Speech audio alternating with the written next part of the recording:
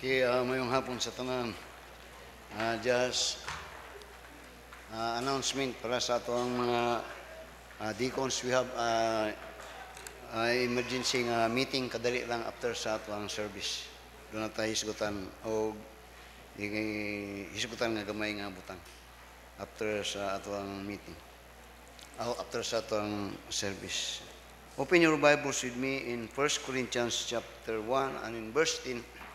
We have a good message in this particular passage, and I thank God for revealing this truth unto me for you. Open times when I naga-prepare kog message, dayon kanang mag-crop up na ko. Sige na kog kuan sa Ginoo, Lord, talk to me so I could talk to them. Talk to me, Lord, so I could talk to them. Give me the message so that I could give them the message. So the message is warning from the wilderness. Warning from the wilderness. I read in a book, and in that book, it tells the story is told about Japan, particularly in a town called Aneyusi.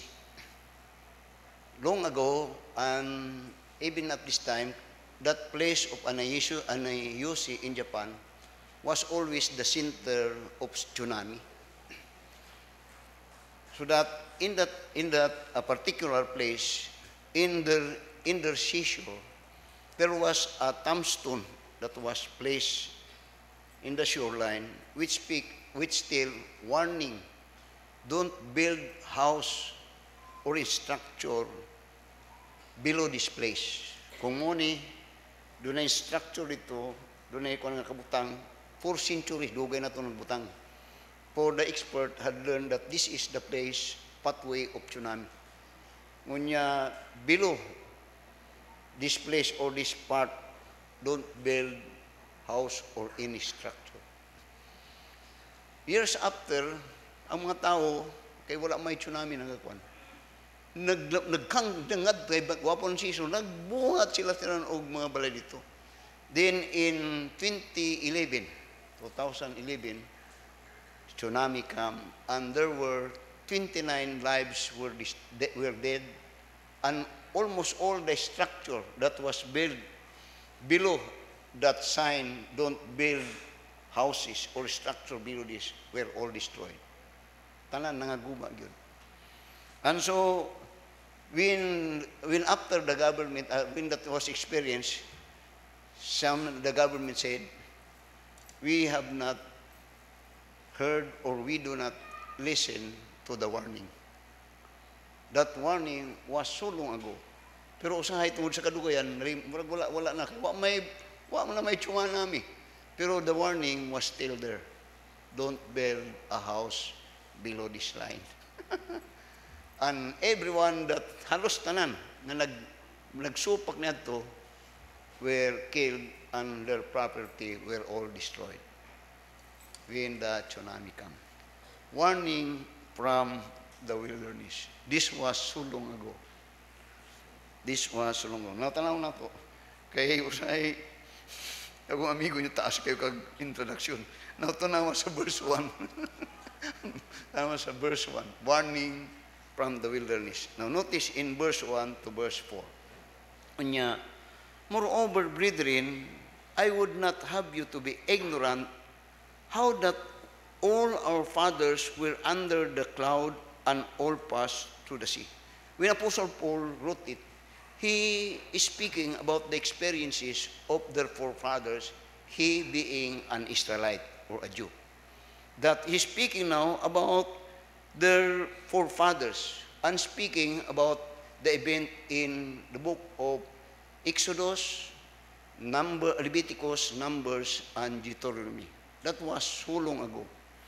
That he speak about that we are not to be ignorant. That in their life, in the lives of those old people, many centuries, thousands of centuries ago, is a reminder of how God deal with them and how they relate with God. So ayun yung ka-ignorante. Dunay istorya o eksperyensya nga nagpabilin nga atong nasayran sa atong mga katigulangan. Don't be ignorant. Then he said, mention about this niya, and were all baptized unto Moses, and in the cloud and in the sea, and did all eat the same spiritual meat, and did all drink the same spiritual drink, for they drank of that spiritual rock that followed them, and the rock was Christ.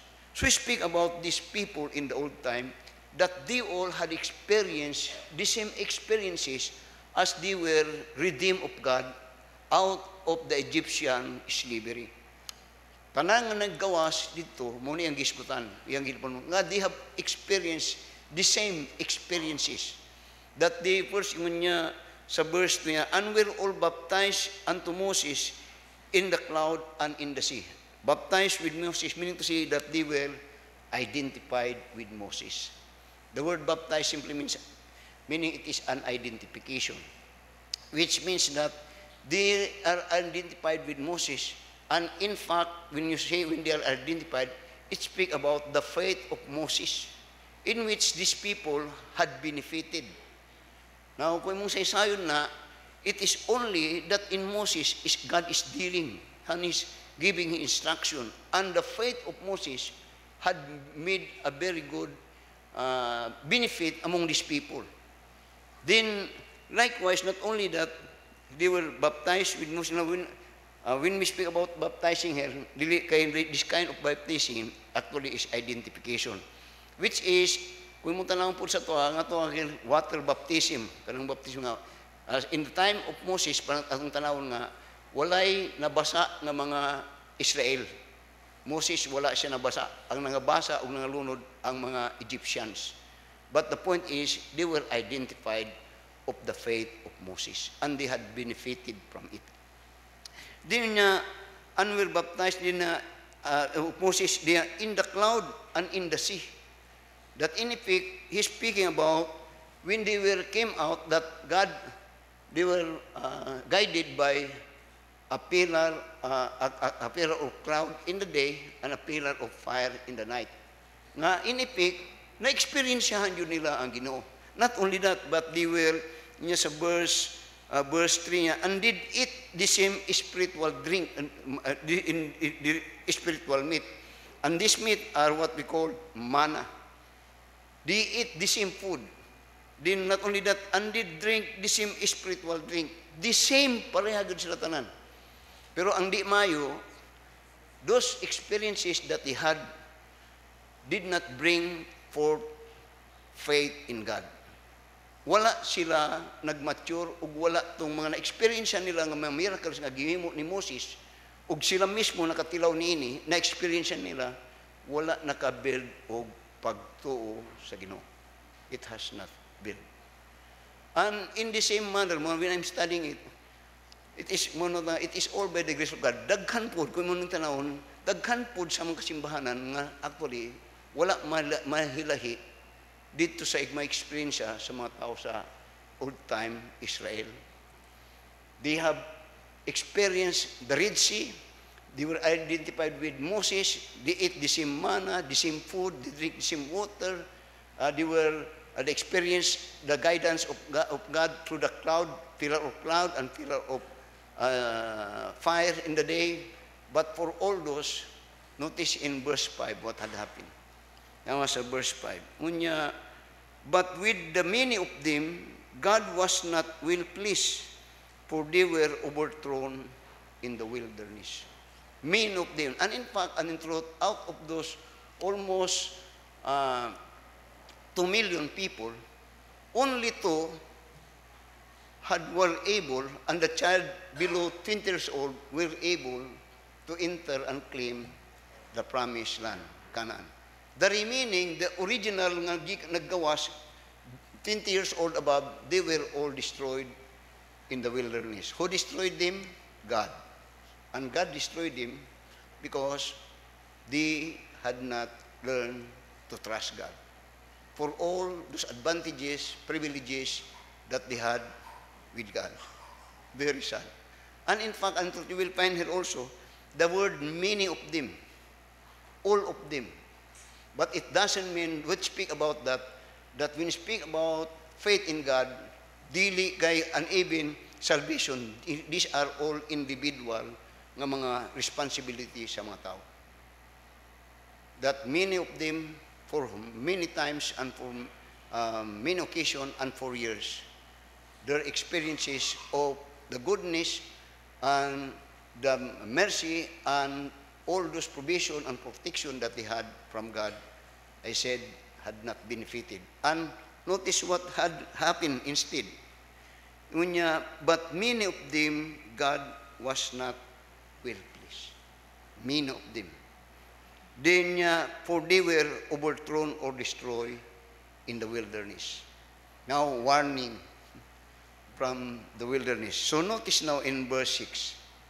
Kay manimalos ko ni kay dugay to gaganiha. Karon dali na to. Now, notice nun sa verse 6.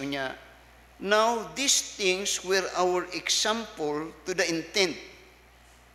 This verse 1 to verse 5, ingon karon ni Apostle Paul kini.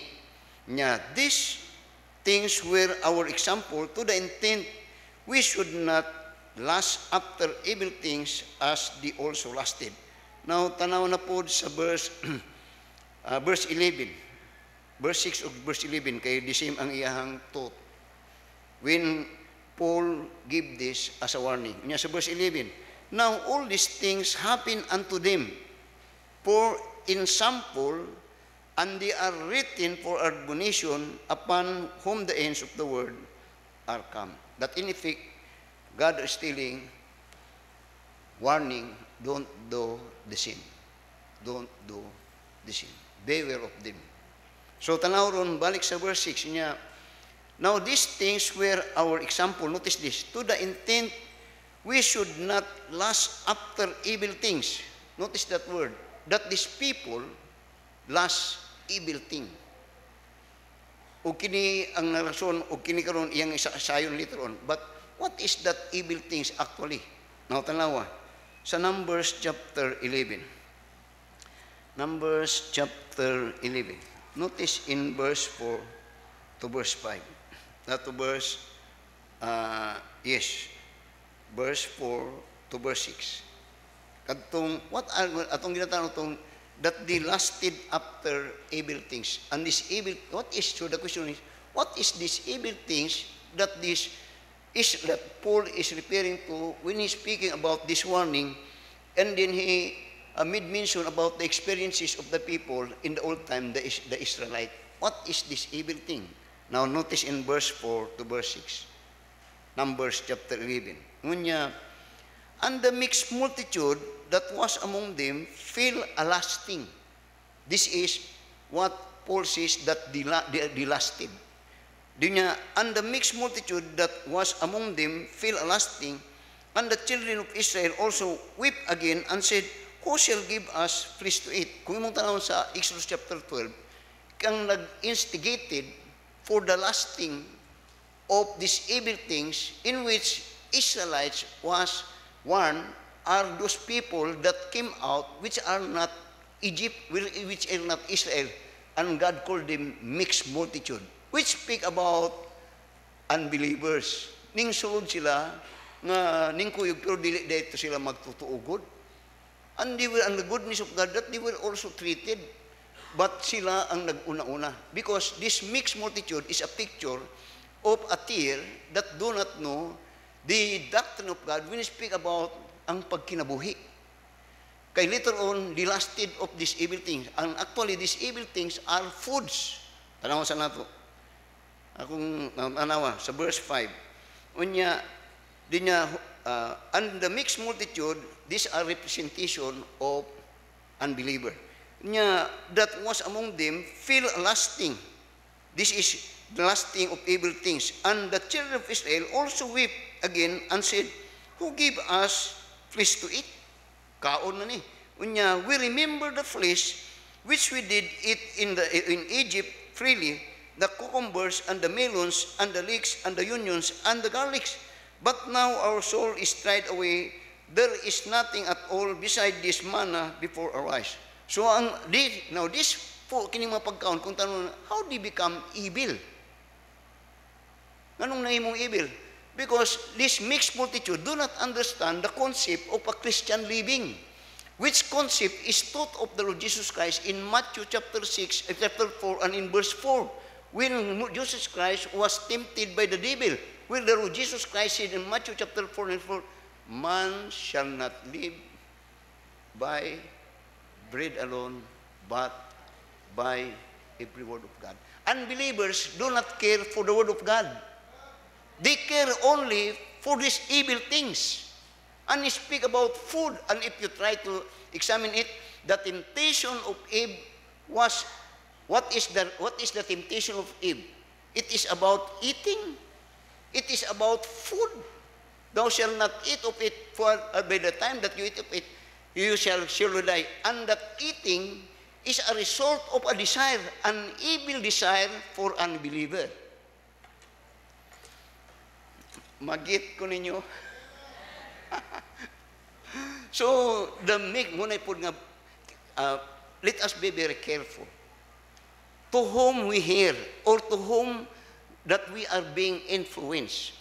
Kaya oftentimes, if we are not careful, we are being influenced by mixed multitude who do not understand the principle of Christian living.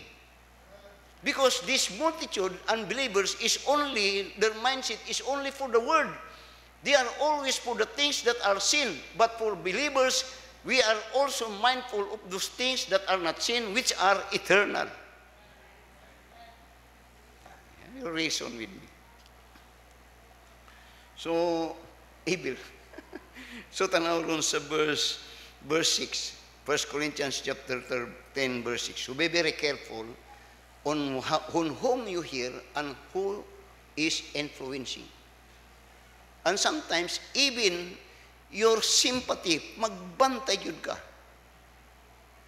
Sometimes, because of some mga kwan good, pero maayo nga, muna ngayon ako, Christian must be influencer. Dili kay kita magpa-influence, kita ang mo-influence. Ano man? Because we have the word, we have the truth.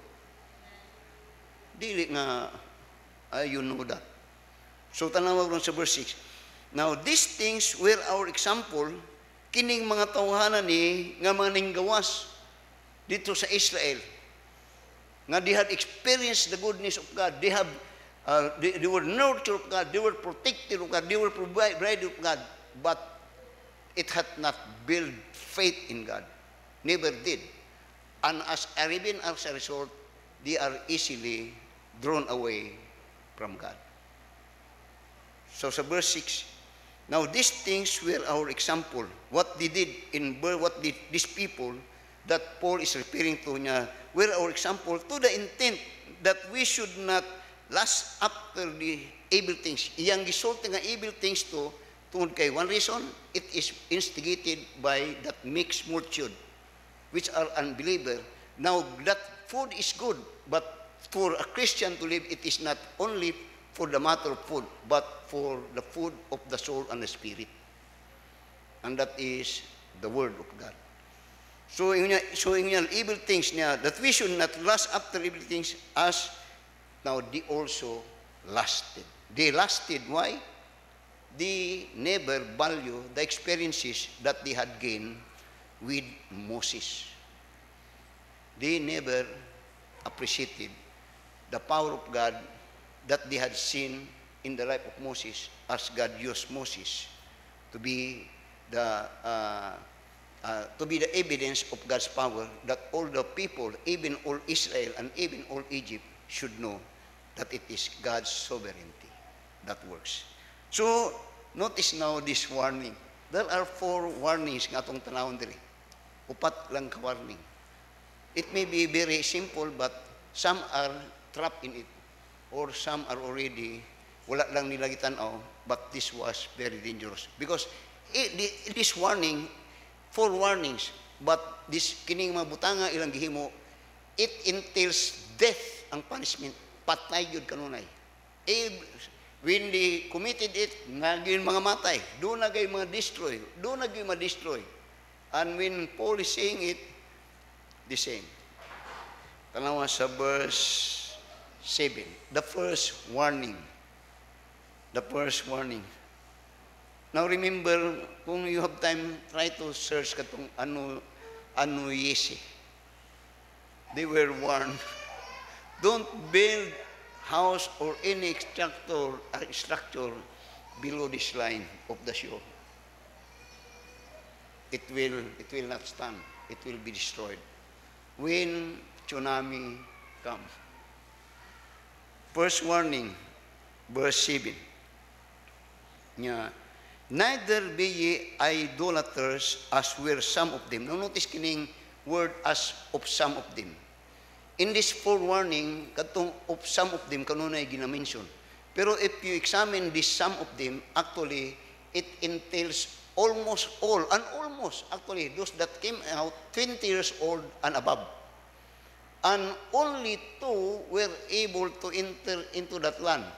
So, tanaw ragod ang effect sa pulong sa Ginoo o sa gawom sa Ginoo. Almost 2 million, pero duha ra gyud. I have preached a message, is there few to be saved? Ako nang giwali. Grabe. Upat ra yun. Ay, duha ra yun. Nakasunod. Then later, din niya, first warning, niya, neither be ye idolaters, as were some of them, as it is written, the people sat down to eat and drink and rose up to play. Iyang gidescribe dayon ang idolaters diri. That it when he made an exemplification or yes of what that idolaters eat. Katong kaon na pod. How could man be idolaters in his eating? Actually, it speak about living. Pero ang iyang ginatsulti karon diri when speak about their idolater, he is reminding the Israelites of what had transpired in Exodus chapter 32. That when in Exodus chapter 32, when Moses was out in Mount Sinai, and for 40 days nga wala siya ng gawas, what these people did is, they believed that Moses is already something that he will not return or did. So what they did? They made their own God. And you know that, tanawa, sa Exodus chapter 32. Exodus chapter 32. Particularly sa Exodus chapter 32, verses, diretso lang, verse sa 23 to verse 28. In here, paubos na silang Moses. Ug si kauban niya si Joshua nagadto sa bukid Mount Sinai, niya paubos na na may syagit-syagit. Na wala magnaipista, nagakuan niya.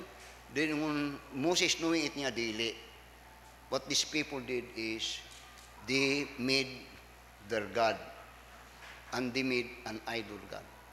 Tanawa sa verse 23, Exodus 32 niya, for they said unto me, make us gods, which shall go before us.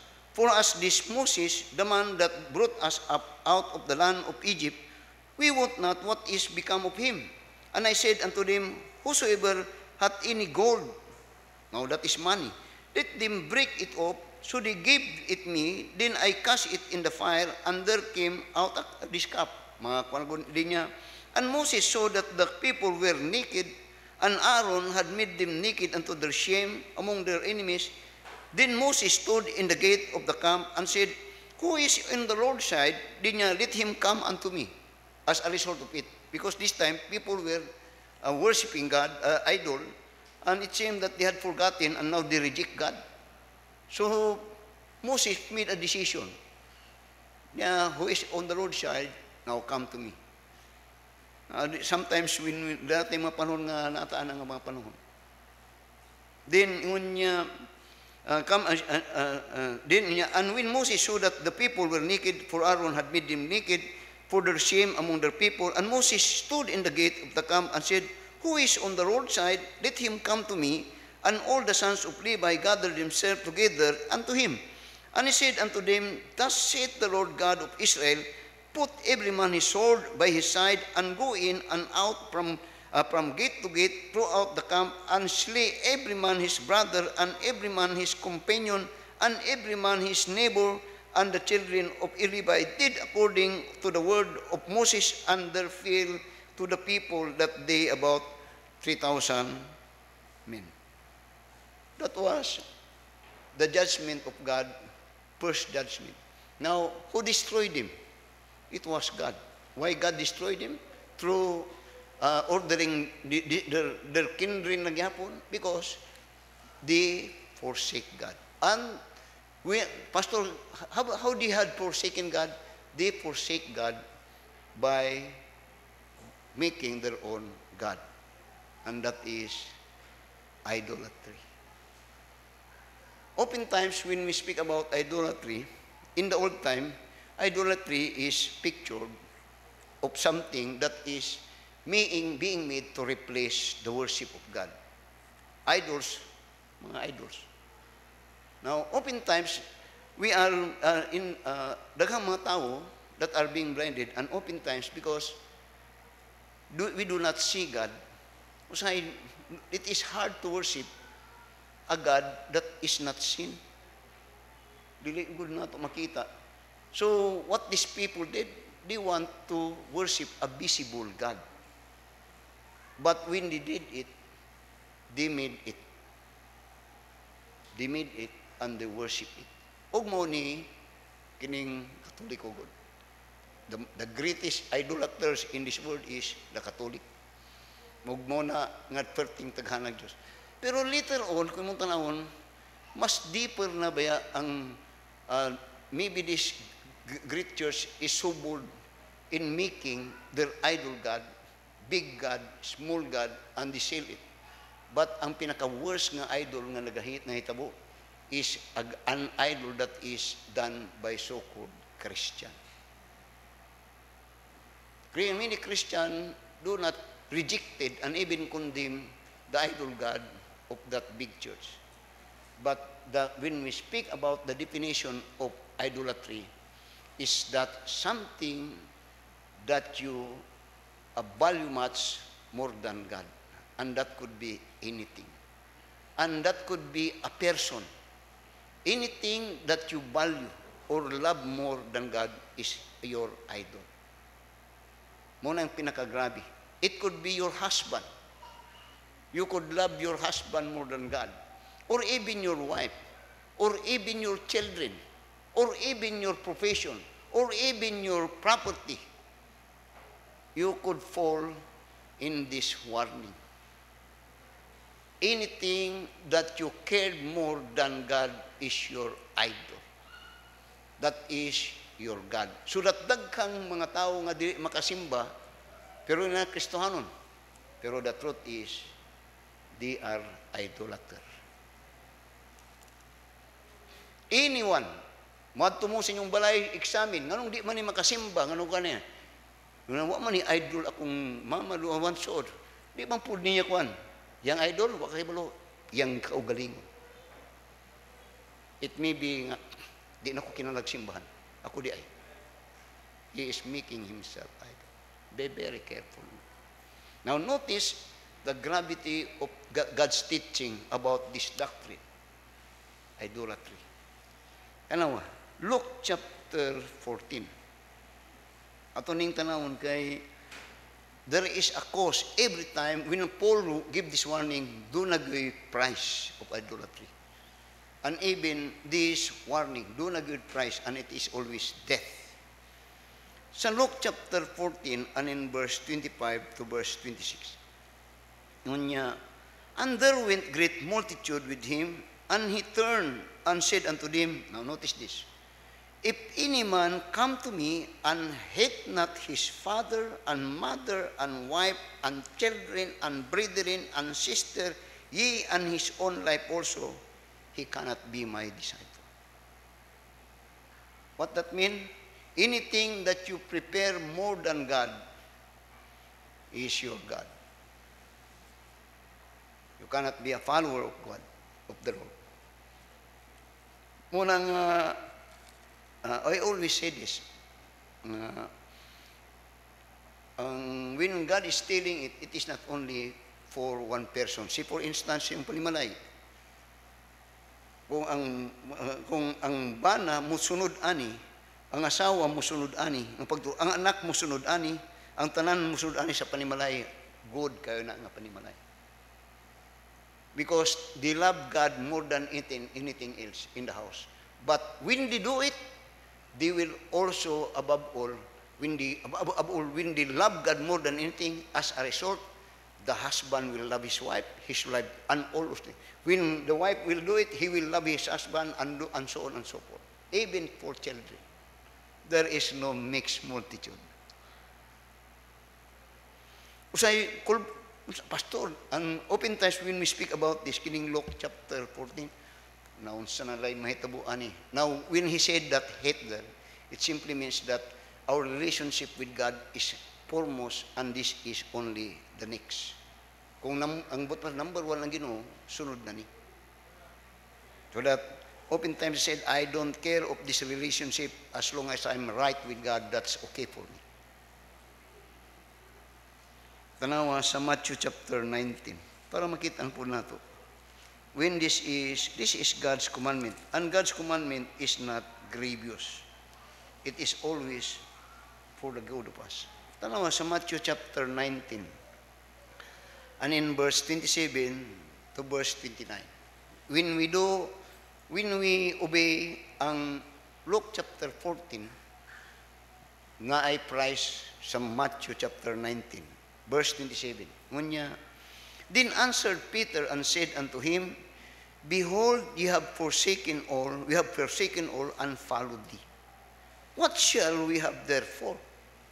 And Jesus said unto them, Verily I say unto you, that ye which have followed me in the regeneration, when the Son of Man shall sit in the throne of his glory, ye also shall sit upon the 12 thrones, judging the 12 tribes of Israel. Then ngunya, and everyone that hath forsaken houses, Luke chapter 14, or brethren, or sister, or father, or mother, or wife, or children, or lands for my name's sake, shall receive 100-fold and shall inherit everlasting life. You want, now when you go to business, you want to gain. You invest something in Luke chapter 14, and you will reap in Matthew chapter 19. You understand that? But if you love anything more than God, then you don't have God. Then you are making use of God. Warning number 1. Japan, ano you see? Warning number 1.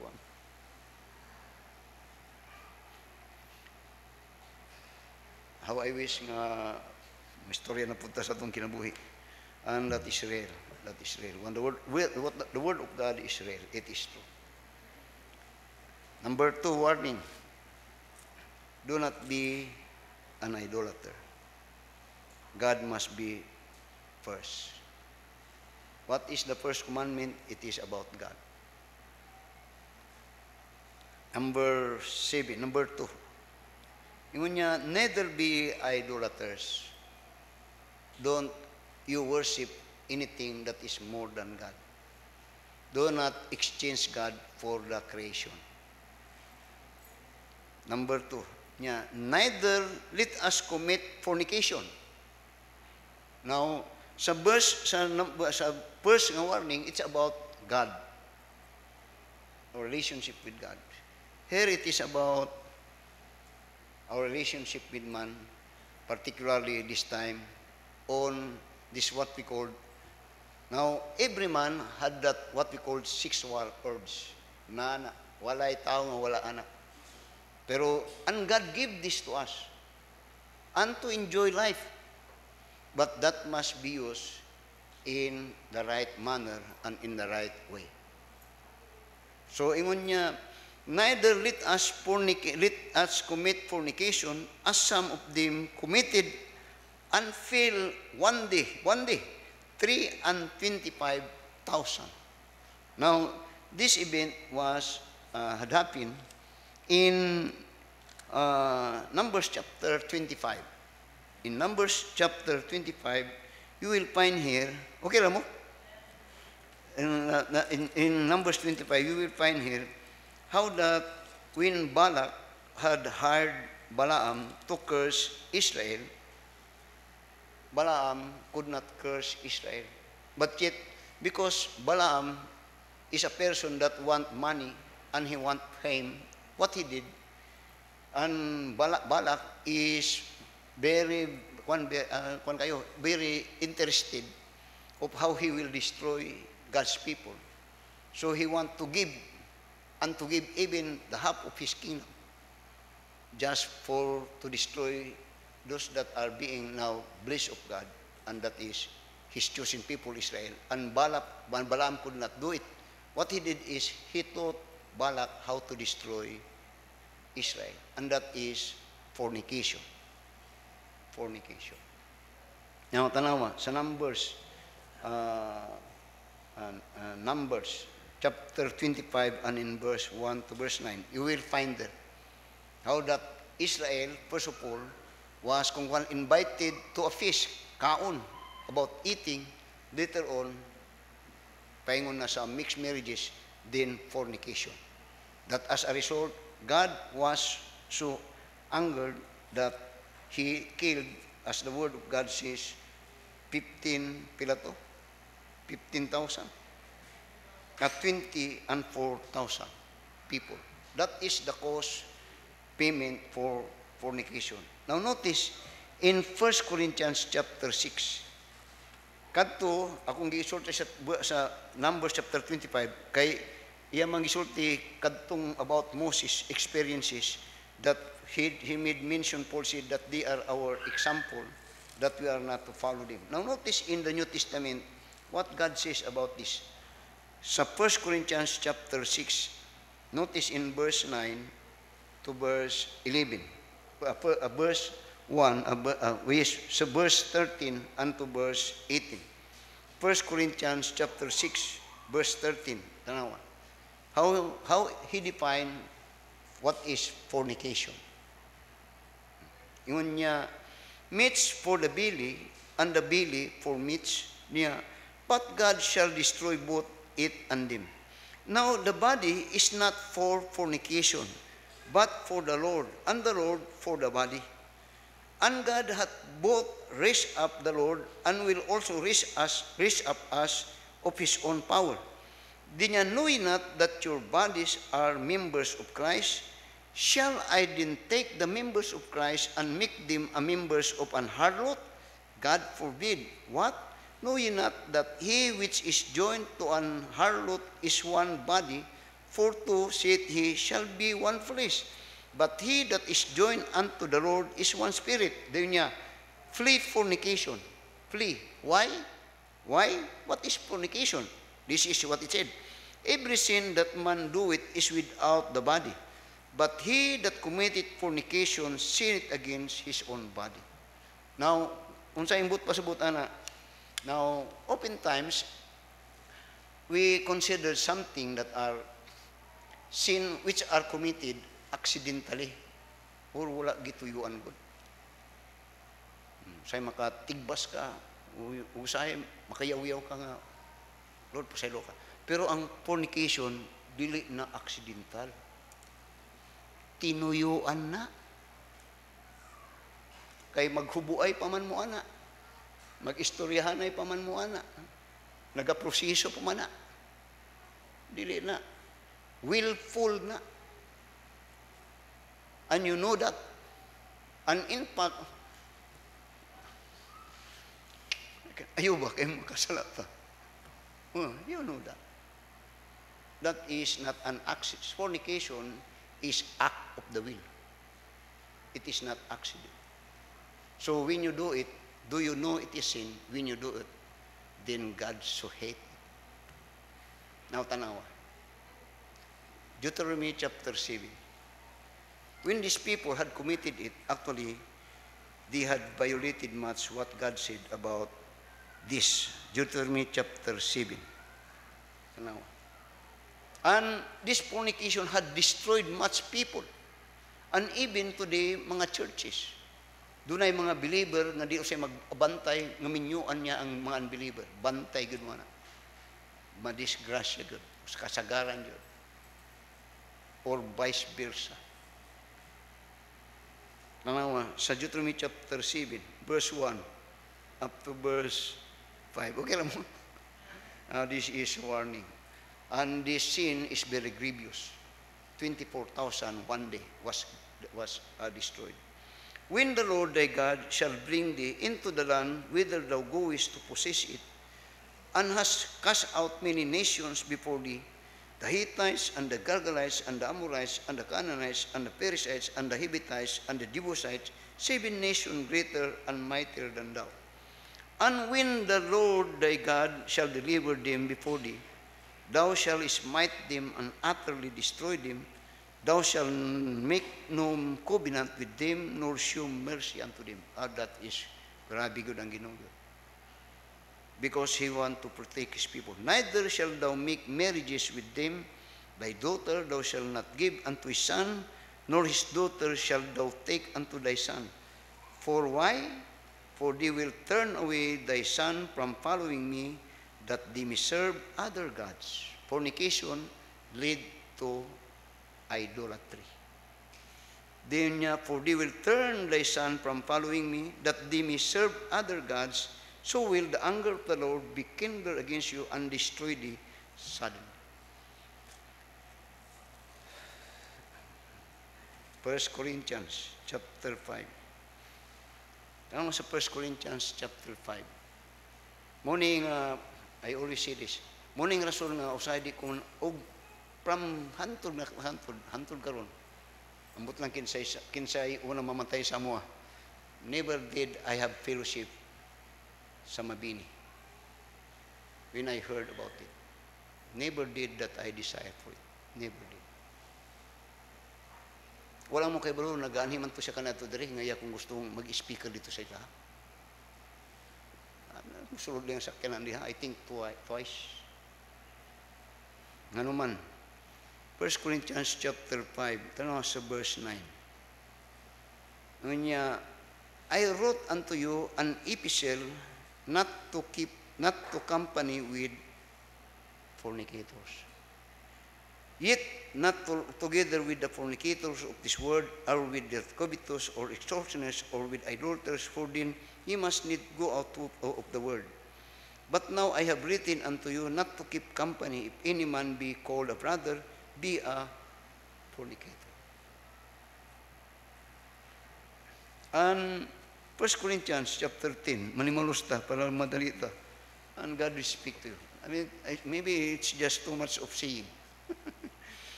Ngunya sa verse 7, idolaters. Don't be idolaters. Do not exchange God for anything, even relationship. As far as you are good with God, that relationship will be settled. Then neither commit fornication, particularly mga young people.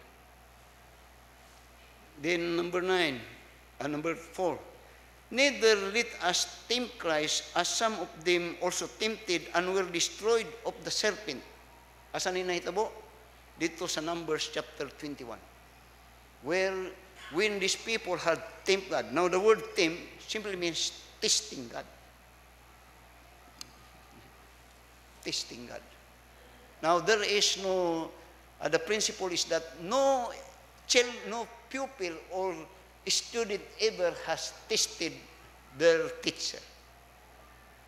It could be, wala na, baliw ng kalibutan kung ang estudyante mo'y muhatag og examination, iyang examon ang iyang maestra. Nahitabo na, kamo mga maestra, nahitabo na.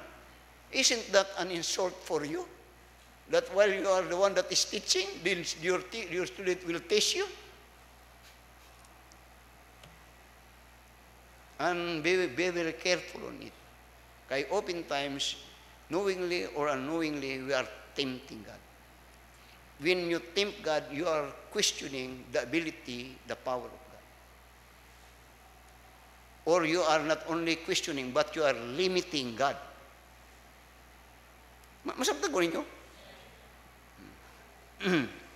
Neither tempt Christ. Sa book of Numbers, chapter 21, ako tong isa-isa nun, i-tempt God. As a result, gipabuhian pabitaw sa Ginoo ang mahalas, gipamak-mak sila, dagkang kayo namatay, nakasagit sila kang Moses. Yung Moses, ampo, make some intercession for us. Tabangi may kailana, what Moses did katong brazen serpent ang iyang ibuhat. Now notice what the Bible says about this tempting God. Deuteronomy chapter 6. Deuteronomy chapter 6. Now, when a person tempt God, actually, he is doubting God. When you tempt God, actually, not only that, when you're tempting God, you want to test Him because you doubt God. So that no faith.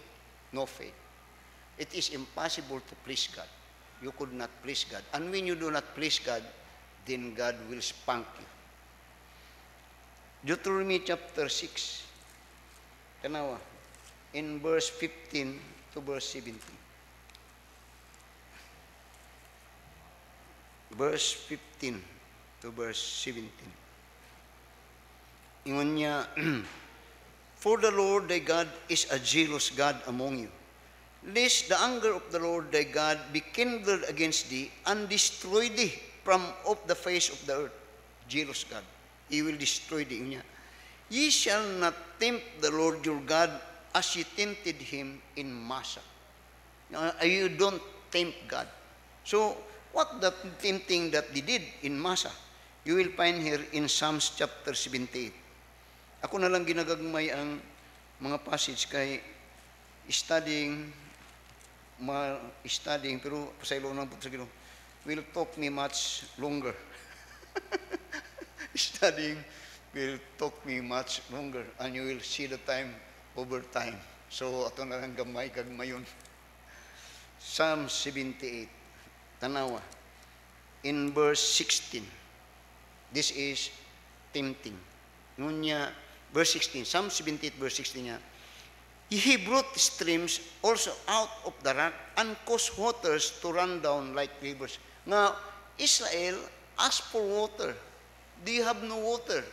After that, they were in the wilderness. They asked God water. What God did? God provided them in that rock flowing water. So that is what it says. Then niya, He brought stream also out of the rock and caused waters to run down like rivers. And they sin yet more against Him by provoking the Most High in the wilderness. Nga, in effect, kung naa sila'y kinahanglanon, gina-provide sa Ginoo. Pero kantong ilang ginahimo, the more nga ilang gusto, nga kung one pa, they had never been satisfied of what God had done to them. They never worked, they were only being fed. Then tanaw sa verse 17 and verse 18, and they tempted God in their heart, another one, by asking meat in their lust. Pero gano man, niya, yea, they speak against God and said, can God furnish a table in the wilderness? The tempter is, they had experienced all the goodness of God, right down even in Egypt. Karon na sa wilderness, mapakaon ba gusto sa Ginoo din sa wilderness? Mga kasagutan na ba ni dire? Mura po nga, makapaiskuyla ba sa atong mga anak? O, mabuhi pa maglutaan eh? Now, put that in your mind that when you came out of this world, and even before God created man, man is the last creation of God in 6 days. Why?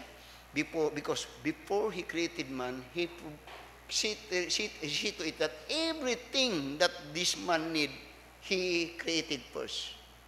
Before He put man, that man will survive. He will live. Walay tao nga nagsulti nga pobre mi nga namatay nga wa siya nabuhi. Basta God, until that time that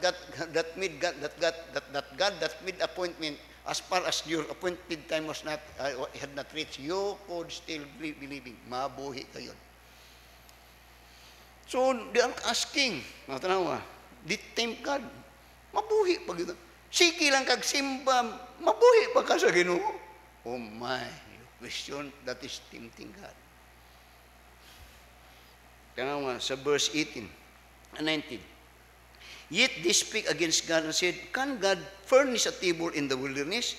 Behold, he smote the rock, and that the waters gush out, and that the streams overflowed. Can he give bread also?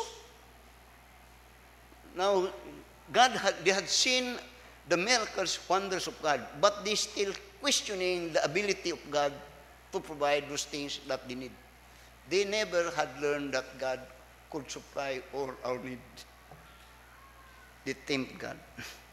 Tanawa sa Psalms chapter 95. Tanawa Psalms chapter 95.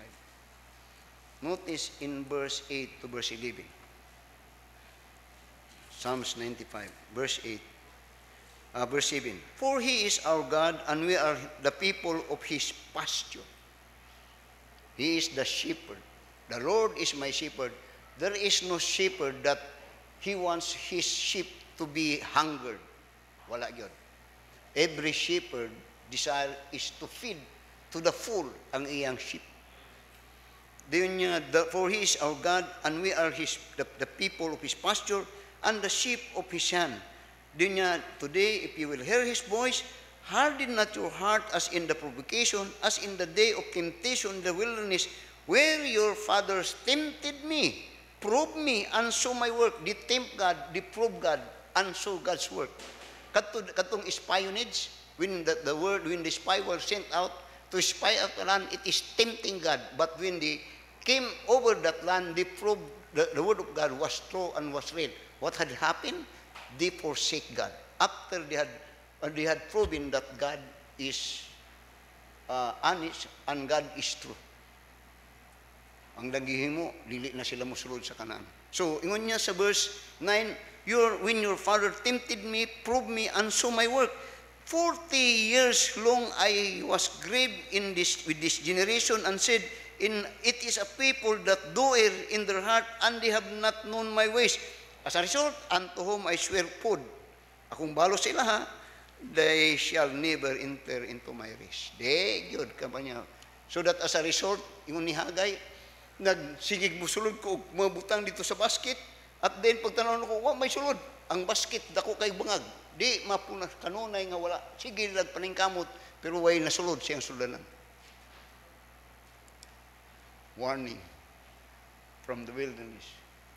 Japan, Anihoshi, centuries they had witnessed and they had observed it is a pathway of tsunami. So finally, the old people made a landmark and said, do not build a house or structure below this line. You do it, you pay the price. Then 2011 come tsunami. Almost all of them were destroyed. 29,000 lives were destroyed. All their properties were destroyed. Why? They do not listen to the warning. Last 1 Corinthians chapter 10. Lastly. Now, when I'm preaching, I'm teaching, I'm not joking. Ayaw ko. Di po ko nag-entertain sa inyo. Dili.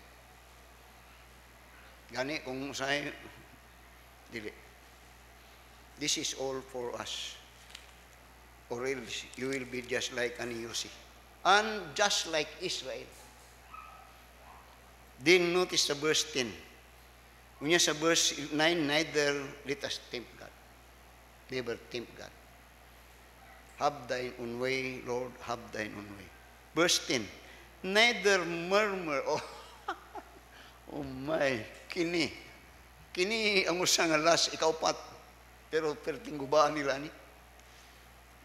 Neither murmur ye, as some of them also murmured and were destroyed by the destroyer. Murmur. So let us watch out of our murmuring, because this is an warning. And God made this a very concrete example that you will and we will pay the price if we do not heed to that warning. Now notice this. Numbers chapter 14.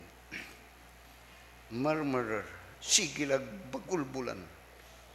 Harbay daghan mga Kristiyano nga dili mo akseptar sa ilang mali. Lami adoklon usahay. Dili mo sulti gud ko nga sa ato pa wa na gyud kinahimong malian nila. Kay wala man gyud. Taga musulti nga mali ka. Musulti man nga issue. Sa ato pa perfect na gyud ka wa na kay kinahanglan og Dios. Anyone that says that could not accept that he is wrong, he is a person that needs God. Do not need God anymore. Being watched out.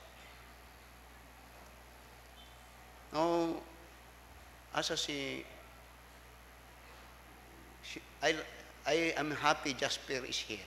Kita na ko sa kanya. My heart was softened. Pamati sa ako, Jasper. Dili ko mudaot si mga digil. Pamati sa ako. I am so blessed when I saw you singing it. Face it. This is a place where we teach the Word of God. This is the place where we are to be corrected. Face it. Prove it that you have the Word of God, that you are longing for the Word of God, that you could stand to be corrected. Walay estudyante nga mupasar sa usa ka subject, hantod nga mupasar siya sa iyang examination. Kung mamali siya, utrohon na. Muna nga dunay retake, nga naman, for the intention that you will pass. Tanawa sa Numbers. Numbers chapter 14. Notice in verse 22 to verse 23. Murmuring, about murmur. Now, ako murmurer ko good kanadto. Walay kini sakit man ni usahay. Pero I learned to be corrected. Then kanadto daghang mga pulong sa umbaba nga di maayo. Pero I learned to be corrected as a pastor siya pa na para sa ako. Pero ako nang naingani ta kay para sa anang SOS ay kanadto kakwaya kanang YAWA puno niya karon di wala na kakadungan na. Even that murmuring and complaining wala na. This by the way in advance, this warning could be corrected. Tanawon nato niya makoreksyonan ni walay butang sa atong kinabuhi nga dili makoreksyonan. That is if we allow God to correct us. And when we allow God to correct us, you will be a better man. You improve and you will be a good man, better man. Sa Numbers chapter 14, notice in verse 23 to verse 27 to verse 28. Yun niya, how long, makita nyo, this is about the fourth one niya, how long shall I bear with this evil generation which murmur against me? Consummation kayo ang ginunini. Doon niya, I have heard the murmurings of the children of Israel which they murmur against me. Pero kung imong tanawon ni, ang ilang ginamurmuran, si Moses ba yun? Si Moses ang kanunay nila ginamurmuran. Pero si Moses, dili good siya ang nagasunod lang good si Moses sa Ginoo. Pero you will find here that anything that they did to Moses, God personalized it. And that is a picture of the church. That when Paul wants to hurt the church, God, the Lord Jesus Christ said, it is hard for thee to kick against the prick. It is me that you are, you are fighting. Diri karon mo ni si Moses, ngunya, verse 27, how long shall I bear with this evil congregation and which murmur against Moses? Pero ngunya against me, I have heard the murmurings of the children of Israel, which they murmur against me. Take note, verse 28. So verse 20, tanawa. Say unto them, as truly as I live, saith the Lord, as ye have spoken in my ears, so will I do to you. Ngunya, mauna kanunay ang inyong ginamurmur, kay kana inyong gusto, karon ako nang ihatag sa inyo. So, unsa ibot pasabot niya ta? Unsa tong murmur? Tanawa sa verse 2. Numbers chapter 14 verse 2. Ingon niya, and verse 1, and all the congregation lifted up their voice and cried, and the people wept that night, and all the children of Israel murmured against Moses and against Aaron. Unsa ilang gimurmur? And the whole congregation said unto them, unsa ilang gimurmur? would God that we have died in the land of Egypt, or would God had we died in this wilderness? Ilang may pagmamata mi dito sa Egypt. Kanunay ba na, tanawa na po. Muna kanunay ilang gina. They murmured. Now, notice in Exodus chapter 16 now. Exodus chapter 16. So, the point here is, that is what they murmured. They always complain about that. Kung sa Ginoo, amaw inyong gusto. So, what they did, what God did, God did it, and they were all destroyed in the wilderness. Tanong sa Exodus chapter 16, and in verse 2. Yeah. And the whole congregation of the children of Israel murmured against Moses and against Israel and Aaron in the wilderness. And the children of Israel said unto them, would to God we had died in the hand of the Lord in the land of Egypt, when we sat by the fish pots, and when we did eat bread in the fall, for ye have brought us forth in this wilderness to kill this whole assembly with hunger. Kanunay na, tanaw na po. Sa Exodus chapter 17 and in verse 3. 17 and in verse 3. Dinuin niya, and the people thirsted their water, and the people murmured against Moses and said, wherefore it is that thou hast brought us up of Egypt to kill us, our children, our man, kanunay good ni. Now, by the way, do not practice murmuring. Kay oftentimes, in the Bible, you will find the Bible, kung kana nyo, ihatag ba yan na sa Ginoo sa imo, muna karon. Ihatag na sa Ginoo. And murmuring is not good act even for us as God's people. Because murmuring is one of the thing and evidence of unbelief. And also murmuring is a show that we rebel against God's command and desire sa atong kinabuhi. Murmur. Psalms chapter 106. Psalms 106. Psalms 106. Notice in verse 13, 18. 13 and verse 6, 13, 6. Psalms 106. Verse 13. Then, ambak lang ko ha. Diretso na lang sa verse 23. Unya, basahan niyo ang whole, if you want the whole chapter niya. Therefore he said that he would destroy them, had not Moses, his chosen, stood before him in the breach to turn away his wrath, lest he should destroy them. Ye did despise the pleasant land, they believed not his word. Notice this. But murmured in their tents and hearkened not to the voice of the Lord. Therefore he lifted up his hand against them to overthrow them in the wilderness. Now, kung sa'yo di ko ganahan ng mamati ng murmurer.